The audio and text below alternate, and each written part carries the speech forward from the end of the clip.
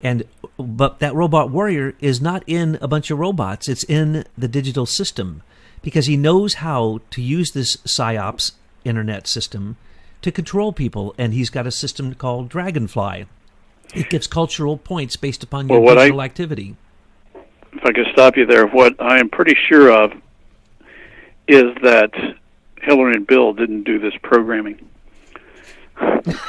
This programming was very likely done by Google. You, the man who is worked with the greatest programmers who created scalable social networking and the capacity for the internet to even work, as well as these keys. That would have been simply another one of your programs, some kind of recognition program, so that you would have honest connections with honest people. I mean, these keys go out and are given to anybody who pays. You can be a radical Islamic terrorist. It does not matter. As they pointed out, 17 years after 9/11, the FBI has done nothing to take down radical Islamic terrorist sites in America.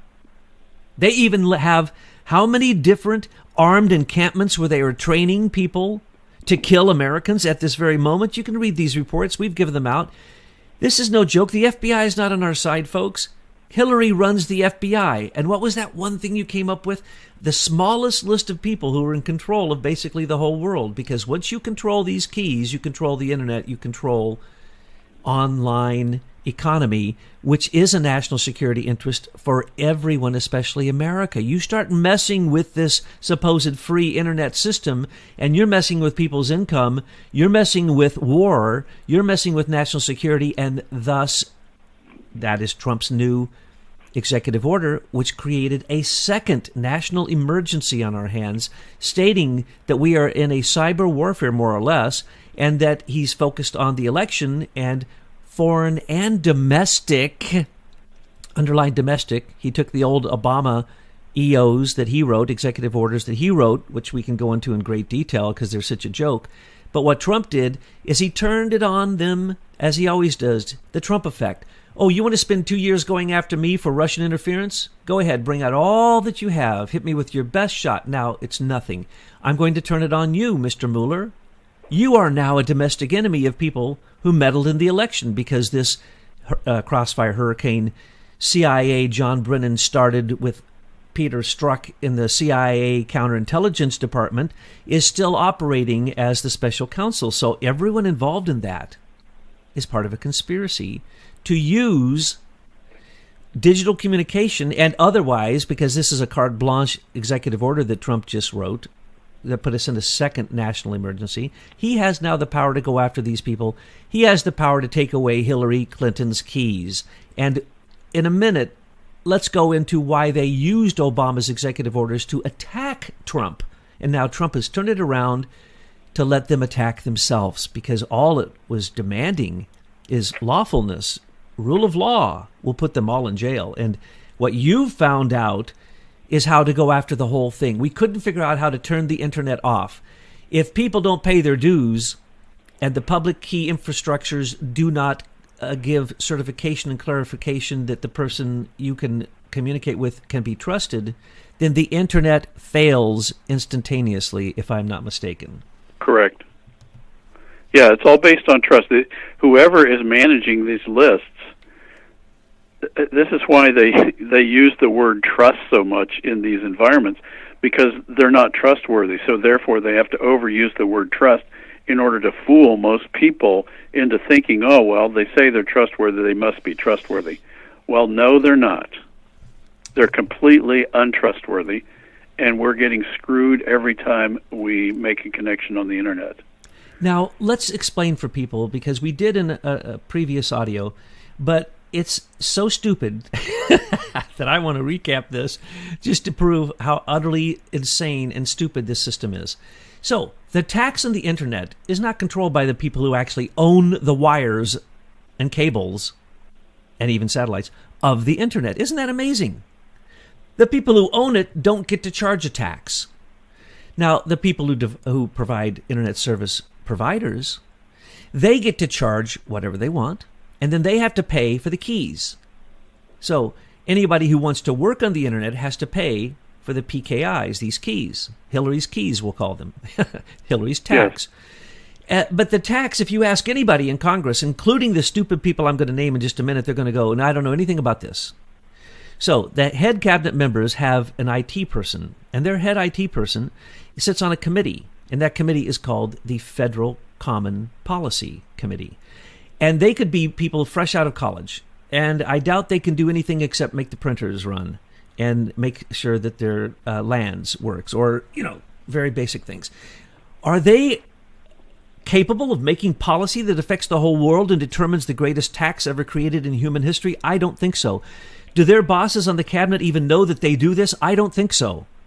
I don't think anybody knows the Federal Common Policy Committee exists, because all they do is grant a charter or charters to companies to govern and rule this entire system of PKIs. Come on, Douglas. They have a nice website. The website looks like a junior high school student made it. And they don't meet. I doubt they do anything except just allow, like all senior executive service members do, the same old to continue, the same old bureaucratic rat lines to be fed. Wait, they do get awards.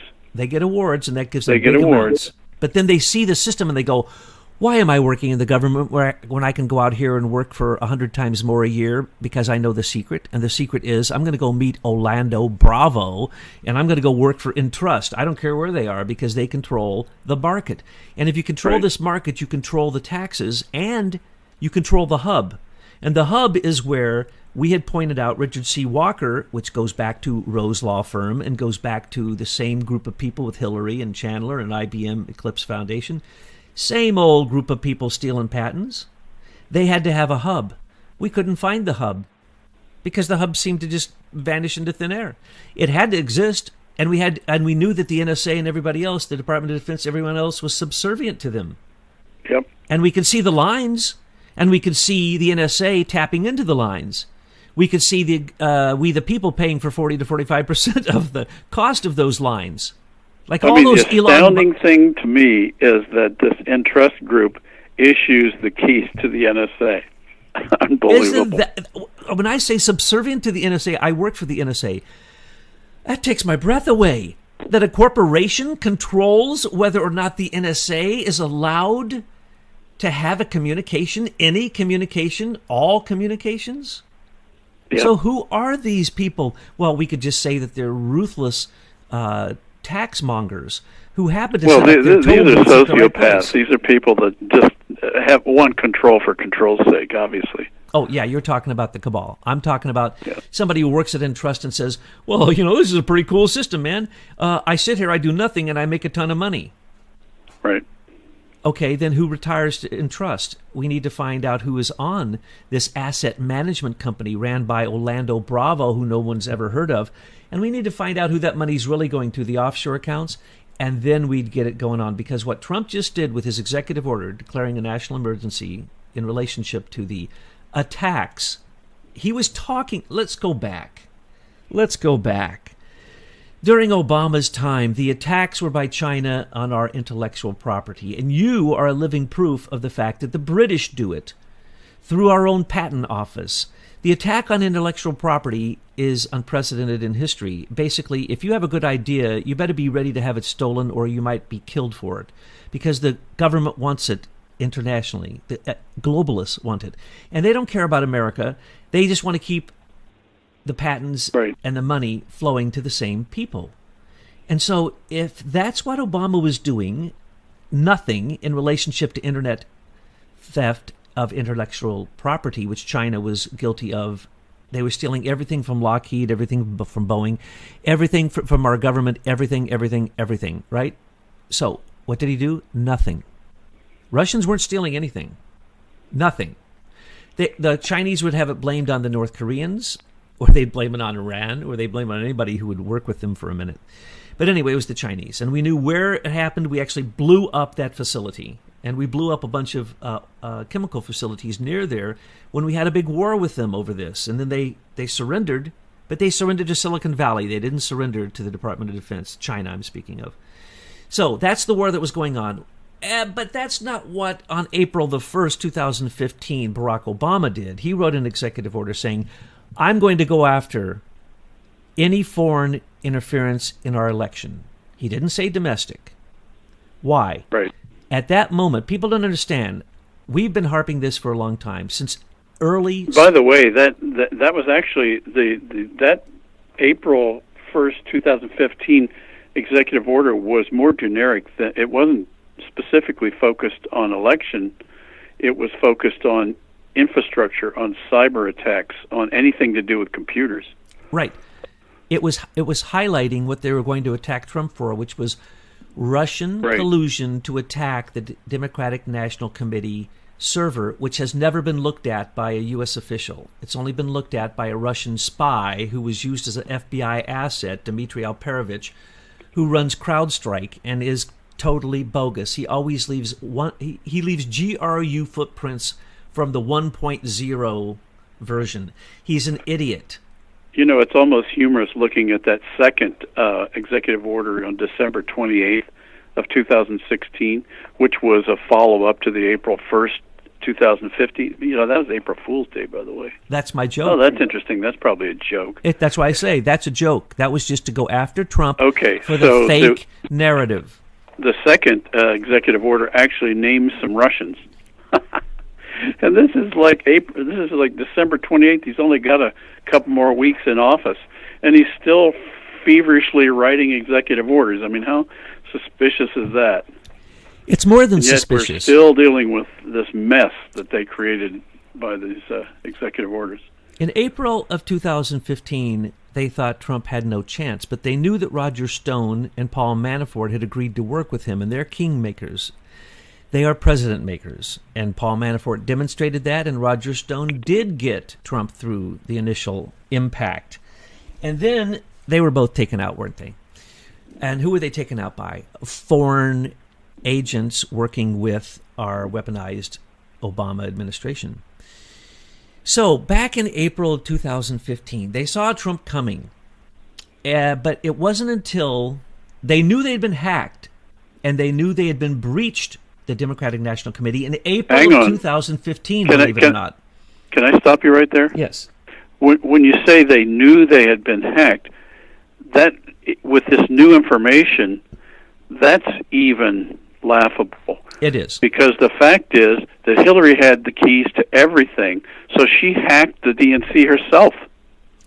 And she asked Dmitry to come in and look in April because the FBI got really anxious when they heard Trump was going to run. So they started to do some preliminary stuff. So they got Franklin Foer to come up with the Trump Tower server, collusion with Alpha Bank leaders who were friends of Putin. Total failure. Total failure. When he announced it on October 30th, 2016, on October 31st, 2016, Comey came out and said, it is incorrect, it's a complete ruse. They had spent the time and huge amounts of money since 2015, spring, about April, actually before that, to start some of these scams because they were so scared of him, because their intelligence report said that if someone came along with nationalism, populism, was a business person, and didn't want war, they may win the election unless Hillary goes full socialism, which she tried to do but didn't do a good job of. They knew they had the control of the digital systems. They knew they had the U.S. digital system all set up with Eric Schmidt's $1.5 billion donation. They knew they had all of this. But what they didn't have is the fact that Trump had no dirt.